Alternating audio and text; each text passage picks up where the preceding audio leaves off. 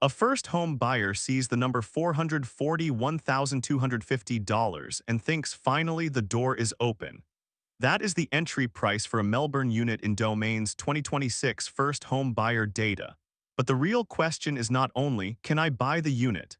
It is, will this unit actually move me closer to the house I want later?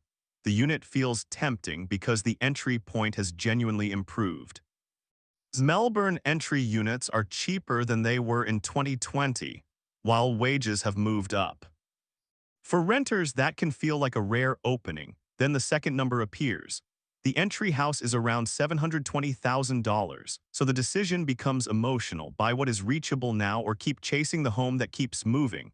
Here is the reframe. A unit is not automatically a property ladder. It only works as a ladder if the equity you build grows fast enough to help with the next purchase. Most buyers compare the deposit today. That matters, but it is only the first half. The second half is what happens after 5 years of repayments, growth, selling costs, and the house market moving too. For the unit buyer, the entry math is better than it was. A cheaper unit price, higher wages, and lower stamp duty pressure can bring the first purchase closer, but upgrade math can still get harder. If houses grow faster than units, the distance between your first property and your next property can widen while you are doing everything right. Path 1 is the unit. The vibe is control. You stop renting, your deposit target is lower, and you may avoid stamp duty if you qualify under the Victorian first home buyer rules. The catch is that unit ownership still has costs. Strata levies, maintenance, insurance, and selling costs all reduce how much progress turns into usable equity. Path 2 is waiting for the house. The vibe is patience. You avoid buying something you may outgrow, and if houses keep outperforming units, you are aiming directly at the asset you want. The catch is rent and time. While you save, the house price can keep moving.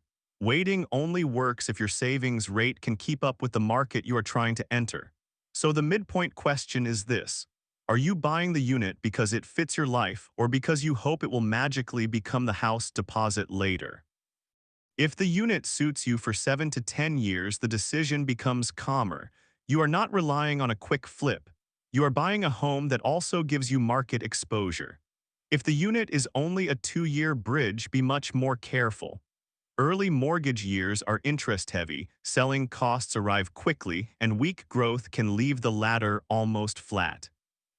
In the blog's 5-year model, the unit buyer walks away with about $135,000 in net equity after loan paydown and selling costs. That sounds strong until you compare it with the next house deposit. If the entry house keeps growing faster, the deposit you need later is higher too. In the model, the future house deposit is around $175,000. That leaves roughly $40,000 still to find. The unit helped. It just did not fully bridge the gap by itself. There is another trap.